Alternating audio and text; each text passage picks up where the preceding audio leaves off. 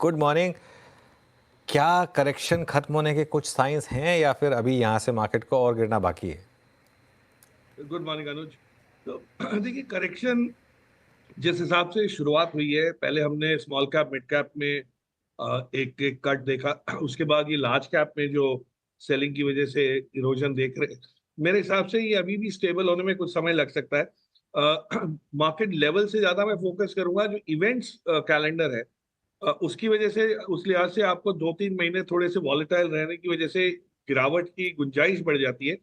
But कितना गिरेगा, क्या कब गिरेगा, ये इसका आकलन लगाना मुश्किल इसलिए हो रहा है कि इवेंट्स के साथ साथ एफआईस का जो रुख है वो बहुत जल्दी बदल रहा है। पहले हमने चाइना जापान की तरफ पैसे जाते हुए देखा, उसके बाद तुरंत ही डोनाल्ड ट्रंप की विक्ट्री के अनाउंसमेंट से जो जो एक पॉजिटिविटी आई, वो भी बहुत लॉन्ग लास्टिंग अभी तक नहीं हो रही है।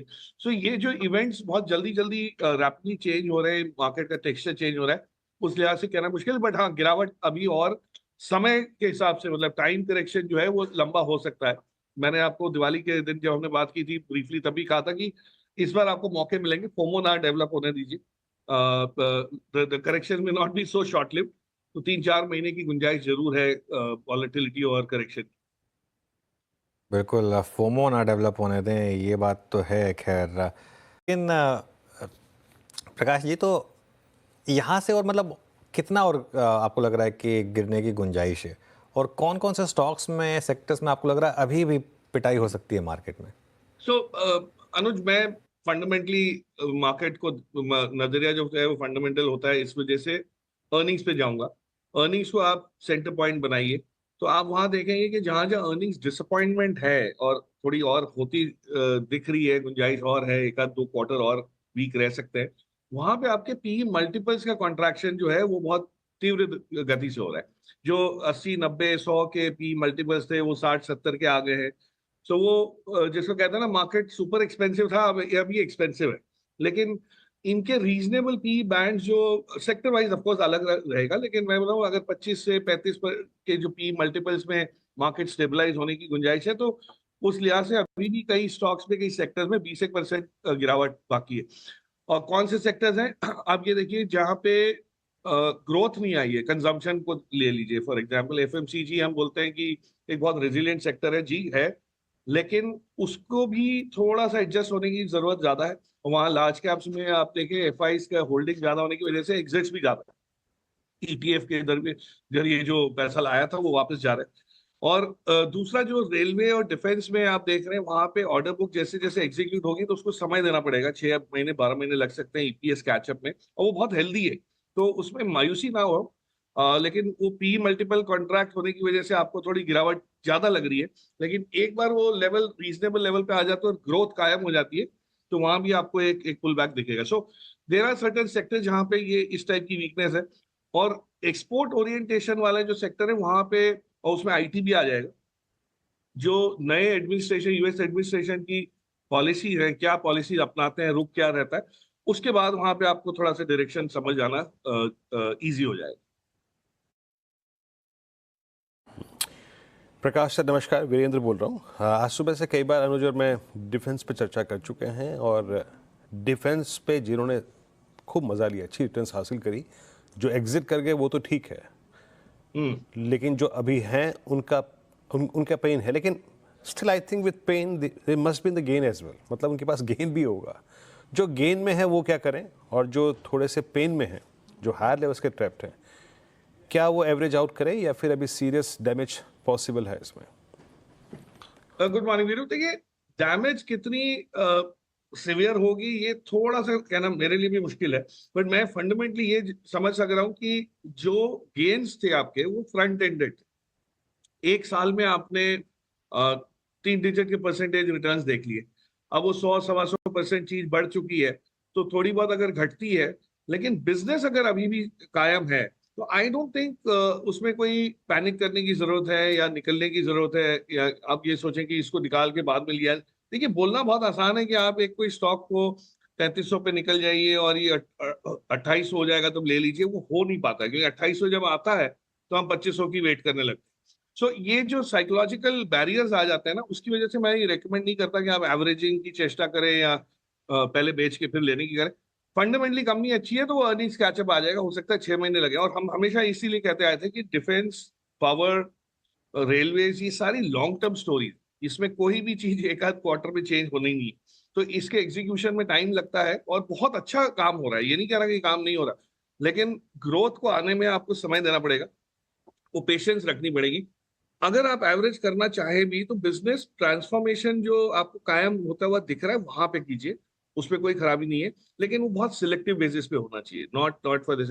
एफआईज की जहाँ होल्डिंग है वो देखिए, वहां से वो लोग निकल रहे हैं, घट रही है वो होल्डिंग, 23% हुआ करती थी, आज 18 के नीचे है। तो कहीं ना कहीं वो डैमेज तो होना ही था, लिक्विडिटी से मार्केट ऊपर गया था और लिक्विडिटी की वजह से नीचे आ रहा है। अच्छा प्रकाश सर, ये बात हुई डिफेंस की जहाँ प्राइस डैमेज काफ़ी हुआ था, लेकिन अक्टूबर और ये नवंबर डिजास्टर्स अगर किसी स्पेस के लिए रहा है तो वो है एफएमसीजी। मतलब मैं तो सर चार्ट देख के दंग था, ऐसी सेलिंग तो हमने कभी देखी नहीं थी frankly speaking. But ITC somehow, I mean अभी कह लीजिए कि बहुत डाइवर्सिफाइड बिजनेस है, कई वर्टिकल्स हैं, आईटीसी का डाउनसाइड क्या वो रेस्ट्रिक्ट कर रहा है? और क्या अगर एफएमसीजी में कुछ रखना है तो वो आईटीसी होगा या फिर जहां प्राइस डैमेज हो चुके हैं उनमें से कुछ होगा? ये वापस मैं उसी में जाऊंगा कि अर्निंग्स कहाँ पे आपको कायम होते हुए दिख रहे हैं, स्टेबल होते हुए दिख रहे हैं। तो उस लिहाज से आईटीसी में सबसे ज्यादा स्टेबिलिटी आती है, क्योंकि उसका कारण है कि आईटीसी सिर्फ कंजम्पशन स्टेपल्स में नहीं है, उसके पास जो एग्री वाला बिजनेस है, जो होटल्स वाला बिजनेस है, उसका भी ओवरऑल जब आप आईटीसी का लेते हैं 470-75 पे, तो उस इन सब बाकी बिजनेसेस का भी समावेश है जो बहुत रेजिलिएंट है। और आज जो हॉस्पिटैलिटी सेक्टर यानी होटल सेक्टर जिस हिसाब से ग्रो होने की जो अंदेशा हम लोग को मिल रहा है, चाहे आप वो मैरियट का बयान सुन लें या आप बड़ी चेंज का, रिच कार्ल्टन ने इतनी प्रॉपर्टीज हिंदुस्तान में आइडेंटिफाई कर लिए, मुझे लगता है कि आईटीसी का hotel business will come to the rescue, और उसकी वजह से वो रेजिलियंस आपको वहां दिख रही है और रहेगी। और यहाँ तक कि वो डीमर्जर का रेशियो अनाउंस होने के बाद तो शायद एक एक और उसमें थोड़ा सा एक्साइटमेंट आ सकता है, स्टॉक प्राइस वॉल्यूम एक्शन दिख सकता है। एज मैटर ऑफ डिस्क्लोजर मेरे पास भी ये नाम के शेयर्स है, but I would believe overall consumption में थोड़ी सी वेट करें, स्पेशली जहां प्राइस करेक्शन ज्यादा हुआ है, प्राइस डैमेज हुआ है, वहां पे आप ग्रोथ आ रही है कि नहीं ये देखिए, वॉल्यूम ग्रोथ आ रही है कि नहीं, प्राइसिंग वापस आ रही है कि नहीं। और lot of them are rural focus, तो वो रूरल कंजम्पशन ये आपको 6 महीने में, अगले 6 महीने में थोड़ी सी क्लैरिटी के साथ समझ आने लगी। आईटीसी के होटल के तो वीरू भी फैन है मेरे ख्याल से, है ना वीरू? हाँ अनुज है तो, हाँ प्राइसिंग भी ठीक ठाक रहती है अनुज, हम जैसे लोगों के लिए। हाँ, नहीं मैं और वीरू डिस्कस कर रहे थे वीरू की अगली हॉलीडे, तो वहाँ से बात निकल कर आई। खैर प्रकाश जी, एक एक्सीडेंट जो सबसे बड़ा रहा इस अर्निंग सीजन का वो था एशियन पेंट्स। क्या अभी भी लोग एक छलावे में जी रहे हैं कि नहीं एशियन पेंट्स बना के देगा पैसा वापस? क्योंकि नंबर्स और कमेंट्री और जो एनवायरनमेंट है वो तो क्लियरली कह रहा है कि कुछ तो गड़बड़ है, और ऐसे स्टॉक को कि अभी भी 40-45 या 50 का मल्टीपल मिलना चाहिए। अनुज देखिए, बड़ी सिंपल चीज है कि जब एशियन पेंट्स लीडर था तब भी मतलब इस टाइप की अटकलें लगती थी। आज वो लीडरशिप चैलेंज हो रही है, specially market share wise premium segment में, जहां बिरला ओपर्स, जेएसडब्ल्यू उसमें कम्पीट कर रहे हैं। तो हम ये समझने लगे कि ये सारा ही डैमेज जो होगा वो एशियन पेंट्स को भुगतना पड़ेगा। ऐसा है नहीं। देखिए, डीलरशिप में जो जो एशियन पेंट्स ने प्राइस कट्स लिए, डिस्ट्रीब्यूशन में एक नई ऊर्जा डालने की कोशिश की, वो सब एफर्ट्स को समय लगेगा। आज तक इतने सालों तक कंपटीशन था नहीं, और ये कंपनी ऐसी है जो पिछले 70-80 साल से इस फील्ड में है। तो इनका एक काम करने का तौर तरीका थोड़ा सा एक वो पुराने उसका हो चुका था कि भाई हम लीडर हैं, हमको जो करना है करेंगे। तो वहां पे अगर तब्दीली आ जाती है और ये फ्लेक्सिबल होते हैं, नए डिस्ट्रीब्यूशन उसमें एक थोड़ा सा जिसको कहते हैं ना out of the box thinking introduce करते हैं, आई डोंट थिंक ये होगा। और एक बहुत अच्छी चीज एशियन पेंट्स के पोर्टफोलियो में ये है अनुज, और आप जानते हैं बेहतर सबसे, कि उसमें पेंट्स, डेकोरेटिव कोटिंग्स के अलावा भी बिजनेसेस हैं जो उन्होंने काफी सालों में एक्वायर किए हैं, जो किचन अप्लायंसेस, किचन रिफर्बिशमेंट का, वहां पे सब में अगर ग्रोथ आनी शुरू हो जाएगी तो ये आपको सेट ऑफ हो जाएगा जो लॉसेस मतलब जो वीकनेस पेंट सेगमेंट में। But yes, it may not gate, जिसको कहते हैं ना वो टॉप डॉलर वैल्यूएशन, लेकिन 40-45 का तो आप ग्रोथ के हिसाब से दे रहे हैं। अगर ग्रोथ सारी इंडस्ट्री का है तो एशियन पेंट्स का भी रहेगा, भले मार्केट शेयर में थोड़ा बहुत शिफ्ट हो जाए, बट आई डोंट थिंक इससे इससे प्रीमियम वैल्यूएशंस इतने घट के एकदम एवरेज वैल्यूएशन हो जाएंगे। प्रीमियम घट जाएगा लेकिन रहेंगे तो प्रीमियम वैल्यूएशंस। ओके, प्रीमियम घट जाएगा लेकिन रहेंगे तो फिर भी प्रीमियम ही। दूसरी स्पेस जहाँ बहुत ज़्यादा प्रेशर इस बार देखने को मिला, ऑटो स्टॉक्स, वहाँ जी, पर क्या व्यू है? जैसे Maruti. I think auto stocks में जो और मारुति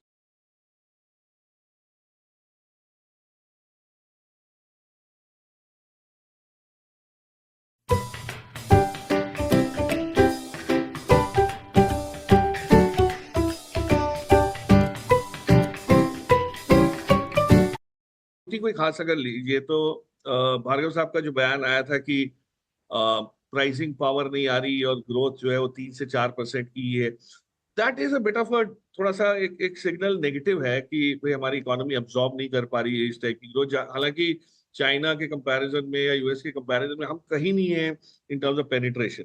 आज भी 100 लोगों में से हम लोग के यहाँ पे मतलब आप देखें तो डबल डिजिट में भी कार प्रेजेंस नहीं है। But sorry, but my sense is that ये जो फेज है इसमें आपको प्रोडक्ट मिक्स चेंज होते हुए दिखेगी, प्रेफरेंसेस चेंज होती हुई दिखेगी। आज भी अगर आप देखें तो सीएनजी सबसे ज्यादा बिक रही है, लेकिन जैसे जैसे हाइब्रिड कार और खास करके जो स्ट्रॉन्ग हाइब्रिड्स हैं, नॉट माइल्ड हाइब्रिड्स, उसमें अगर आपका पोर्टफोलियो बढ़ते हुए दिखेगा मारुति का और किसी और कंपनी का, तो ऑटोमेटिकली एक ग्रोथ वापस आना शुरू होगी।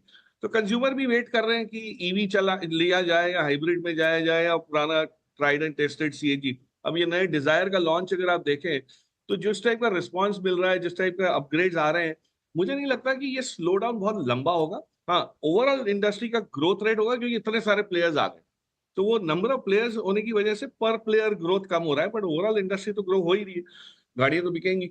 लेकिन स्ट्रक्चरली अगर आप देखें तो मुझे लगता है यहाँ एमएनएम को थोड़ा सा एडवांटेज मिल रहा है because of the portfolio. Again SUV है, नया इलेक्ट्रिक सीरीज सारी लॉन्च हो रही है, तो वो थोड़ा सा एक पॉजिटिव उसमें होगा। और करेक्शन भी हो चुका है प्राइस का, तो वहां पे आपको एक पोटेंशियल अपसाइड है उसमें, फार्म इक्विपमेंट आ जाता है, तो ये सब चीजों की वजह से एक यूनिक सिचुएशन होगी।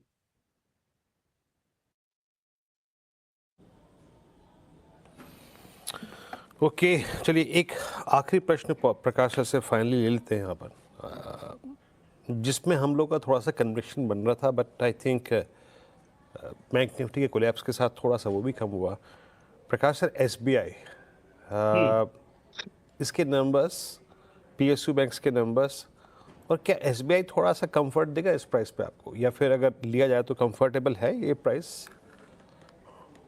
वीरू देखिए, बैंक्स ओवरऑल, पहले मैं दो मिनट लेके समझाता हूँ कि मेरा नजरिया बैंक्स पे ये है कि जैसे ही कैपिटल एक्सपेंशन वेग पकड़ता है, उसमें आपको सारे ही बैंक्स आज अंडर वैल्यूड लगने लगेंगे, क्योंकि क्रेडिट ग्रोथ ना आने की वजह से ये इशू था। पहले हमने डिपॉजिट ग्रोथ देखा नहीं आ रहा, अब हमारे क्रेडिट ग्रोथ नहीं आ रहा या मार्जिन नहीं आ रहा। अब ये चीज अगर आ गई तो आपके डिपॉजिट ग्रोथ को भी वो लगाम मिल जाएगी, एक्सपेंशन होगा, निम एक्सपेंशन होगा। तो ये सब होते हुए जो बड़े बैंक्स हैं उनको बहुत फेवरेबली प्लेस्ड है, उसकी वजह से एसबीआई डेफिनेटली विल बेनिफिट। और मुझे कोई खास कमेंट्री में ऐसी कोई उत्तेजना नहीं दिखी, मैनेजमेंट ने ऐसा कोई इंडिकेशन नहीं दिया है कि ये एकदम से बिजनेस चेंज हो जाएगा। लेकिन ओवरऑल अंडरलाइन बिजनेस जो है बोरोइंग वाला वो चेंज होगा, लेंडिंग वाला वो बिजनेस चेंज होने के साथ साथ ICICI bank, SBI, axis, Kotak सब चलेंगे।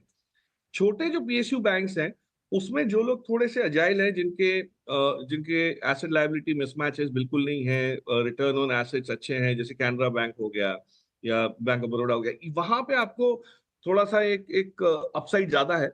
और जो अनसिक्योर्ड लोन्स, पर्सनल लोन्स पे फोकस नहीं है, क्योंकि वहां अभी भी मार है, स्ट्रेस है, 2 क्वार्टर बड़े खराब जा सकते हैं। इस वजह से आपको छोटी बैंक्स और एमएफआई में ये दिक्कतें आ रही है, स्मॉल फाइनेंस बैंक और एमएफआई में। बट जो पीएसयू बैंक्स हैं जिनका पोर्टफोलियो मिक्स जो है वो बैलेंस्ड है, वहां पे कोई दिक्कत नहीं आएगी और वैल्यूएशन बहुत कंफर्टेबल है। आप कैनरा बैंक का वैल्यूएशन देखिए, उसके पास इतने सारे विकल्प है मोनेटाइज करने के लिए, तो धीरे धीरे जब वो करेंगे तो अपनी बैलेंस शीट को भी स्ट्रॉन्ग कर सकते हैं। और आज 100 रुपए के नीचे मिल रहा है, यही चीज 130 हुआ करती थी, तो वहां पे इरोजन बहुत खास नहीं हुआ, लेकिन अपॉर्चुनिटी बढ़ गई है in terms of making some positional upset. Okay, meanwhile एक बार पीआई इंडस्ट्रीज लेकर आइए। थोड़ा देर लो सा रिकवरी है लेकिन अभी भी एफिनो का टॉप लूजर है। प्रकाश, ये केमिकल स्टॉक्स में इस बार जो इतना पनिशमेंट मिली ऑलरेडी गिरे हुए स्टॉक्स में, यहाँ पर अब क्या व्यू बन रहा है? अनुज, इसमें ना जो साइकिल है अभी भी स्ट्रेंथ तो आई नहीं है। कई थोड़ी बहुत हमने एक दो क्वार्टर पहले देखी, वॉल्यूम पिकअप आया लेकिन प्राइसिंग पावर नहीं आई। मेरे मेरे हिसाब से जो एग्रोकेमिकल साइड में कंपनीज हैं उन पे थोड़ा सा इंप्रूवमेंट इसलिए आ सकता है कि जो ब्राजील का मार्केट है, लैटिन अमेरिका का मार्केट है, वहां पे एक साइक्लिक वो समर जो है वो अब शुरू हुआ है। तो वहां पे जो क्रॉपिंग सीजन जब शुरू हुआ है तो वहां पे एक अपसाइड आपको मिल सकती है सेल्स में से, और नए मॉलिक्यूल्स के बेसिस पे जो नए प्रोडक्ट्स लॉन्च करें उस लिहाज से फॉरेन कंपनीज जो एमएनसीज हैं वो थोड़े से एडवांटेज पे है क्योंकि उनकी प्रेजेंस अच्छी है, उनकी लाइब्रेरीज अच्छी है। तो सुमिटोमो कॉर्पोरेशन जैसे मैंने एक बार पहले बताया था, या बायर ले लीजिए। सो इस टाइप की कंपनीज में आपको इम्प्रूवमेंट पहले दिखेगा, फिर डोमेस्टिक वाली साइड में दिखेगा। अभी सुमिटोमो में कोई एक्चुअली इतने दिनों में जो स्मॉल कैप में मार पड़ी है वहां पे तो मुझे तो दिखा नहीं कोई बहुत गिरावट हो, क्योंकि ऐसी कोई होल्डिंग भी नहीं है, स्पेक्युलेटिव एलिमेंट नहीं है, बड़ी स्टेडी स्टेट बिजनेस चलते रहता है। सो इस टाइप की कंपनीज को आपको इम्प्रूवमेंट ज्यादा होते हुए दिखेगा, and then of course it will percolate to the Deepak nitrites and Aartis of the world. But first round में it will go to the MNCs is my guess, and वो इंप्रूवमेंट अब दिखेगा। बॉटमिंग आउट सा एक महसूस होना शुरू हो चुका। ओके, तो